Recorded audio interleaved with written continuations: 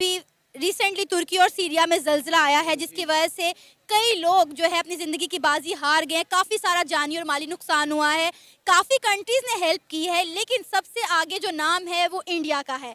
इस वक्त तुर्की के जो लोग हैं वो इंडिया का शुक्रिया अदा कर रहे हैं। अपने घरों पर इंडिया का झंडा, इंडिया का तिरंगा लहरा रहे हैं।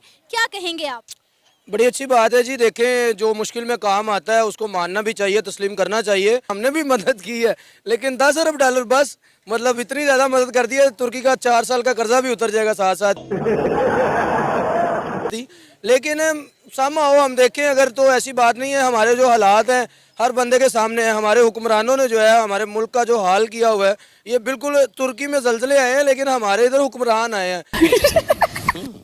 यहाँ नवाज शरीफ आया, यहाँ जरदारी आया, यहाँ इमरान खान आया, उन्होंने इसका हाल जो है तुर्की से बदतर कर दिया है, शाम से, लीबिया से बदतर कर दिया है। और सबसे बड़ी जो मैंने आपको बात कही थी, इस वक्त आपका IMF is under Indian influence, is a baby child for them.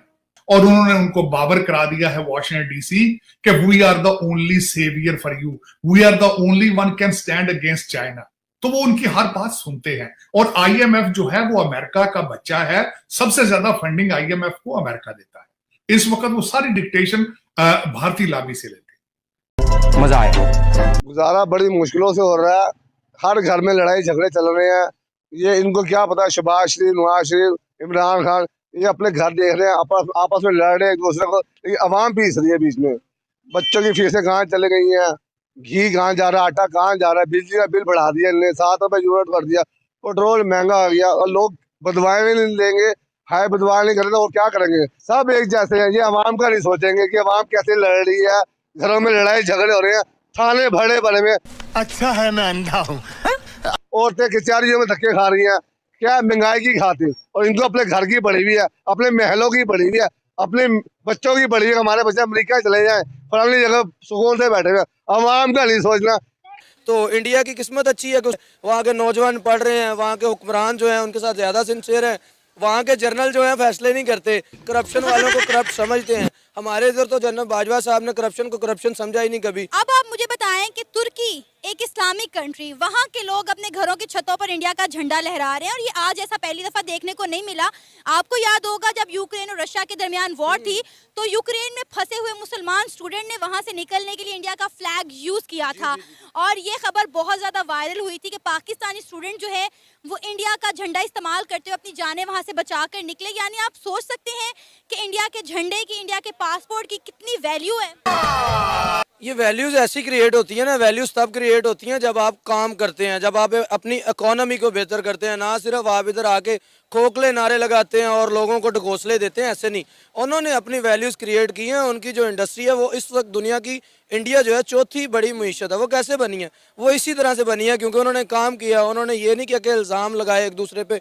उनके भी करप्ट होंगे हुक्मरान, उनको भी एक राहुल गांधी के नाम का जो इमरान खान मिल गया हुआ है, तो हमें भी एक इमरान खान मिला था। लेकिन बात यह है कि वो अपने मुल्क के साथ तो सिंसियर है ना। यहाँ पर तो एक तरफ आटे की लाइन में लोग लगे होते हैं, दूसरी तरफ टिमी हॉटन पे जो है वो हज़ारों लोग जो हैं वो कॉफ़ी पीने लगे होते हैं। अब लोग कह रहे हैं जी जो टिमी हॉटन पे कॉफ़ी पीने वाले लोग हैं उनको शर्म नहीं है मुल्क के क्या हालात हैं। भाई उनके पास पैसे हैं तो पी रहे हैं। अब जिनका असल मसला है, जो मिडिल क्लास है, वो घर में ही बैठा हुआ है। इस मुल्क में महंगाई आज भी जो है वो खबर ये है कि 31 रुपये पेट्रोल फी लीटर महंगा होगा, लेकिन लोग बैठे हैं, मुतमिन बैठे हुए हैं। यहाँ पर जो कोर्ट्स हैं वो अपनी मर्जी से आज खुद नोटिस लेते हैं किसी भी चीज़ पे। सर आप चिकन का रेट देख लें, 300 रुपये हो गया ना। अभी एक दोस्त बता रहा था कैटरिंग वाला कि मैंने एक डील डन की थी 300 रुपये में, अब 600 हो गया, तो मैं क्या करूँ? मैंने कहा आप कमीज उतारो और मातम करना शुरू कर दो।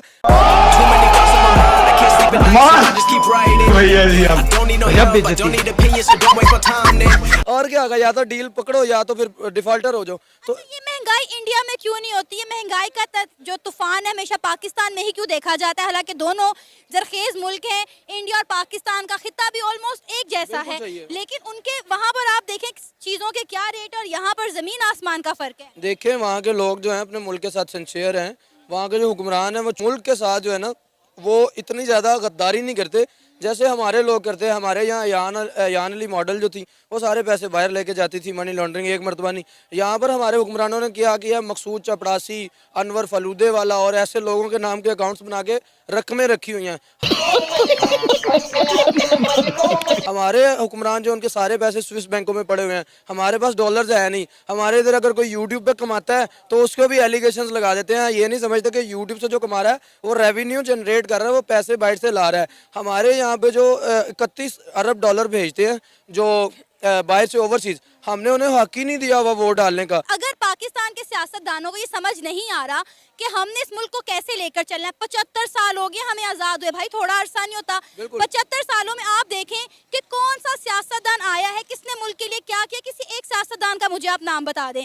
हम 75 साल पहले जहाँ खड़े थे आज भी मेरा ख्याल है वहीं पे खड़े हैं, शायद उससे पीछे जा रहे हैं। मुझे लगता है अब तो हम 75 साल से पीछे जा रहे हैं, पत्थर के दौर में जा रहे हैं। मतलब हमारी इकोनॉमी टके टके पे जलील हो गई है भाई हम तो 2 टके के नहीं रहे हैं। सियासत में। तो ये सारे बड़े फनकार हैं दुनिया में। अगर मिस्टर 10% कहा जाता है तो वो जरदारी को कहा जाता है अभी भी, लेकिन इनकी सियासत जो है वो अवाम के लिए नहीं है। मसला ये सियासत में ये पूरे हैं, इंडिया क्या पूरी दुनिया में कोई भी इनको सियासत में टक्कर नहीं दे सकता। लेकिन मसला ये है कि इनकी सियासत अपने पेट के लिए, इनकी सियासत अपने बच्चों के लिए। ये निपोटिज्म है यहाँ पर, जहाँ पे जरदारी के बाद बिलावल है, मरियम नवाज है नवाज शरीफ के बाद, और शहबाज शरीफ के बाद जो है वो हमजा शहबाज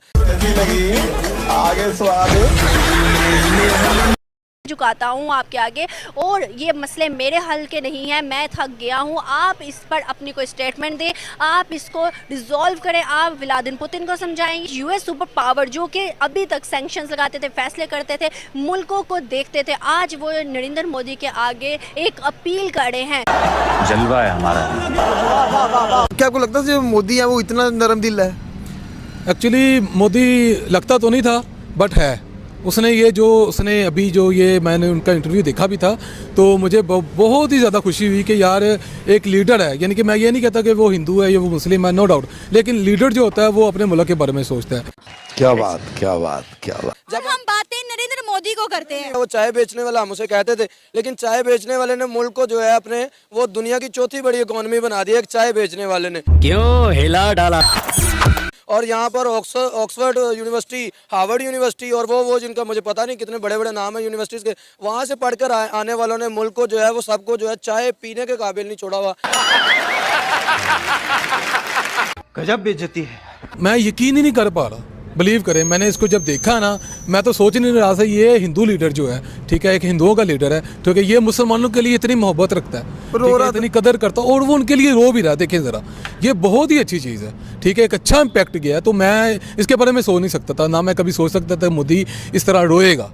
वो लिटरली रोया और उसकी आंखों में आंसू थे। मुझे बड़ी खुशी हुई है। और मुस्लिम कंट्री है टर्की, ठीक है, टोटली मुस्लिम है, लेकिन देखें कि उस बंदे ने अपनी जो लीडरशिप क्वालिटीज़ है, यही तो लीडरशिप होती है यार।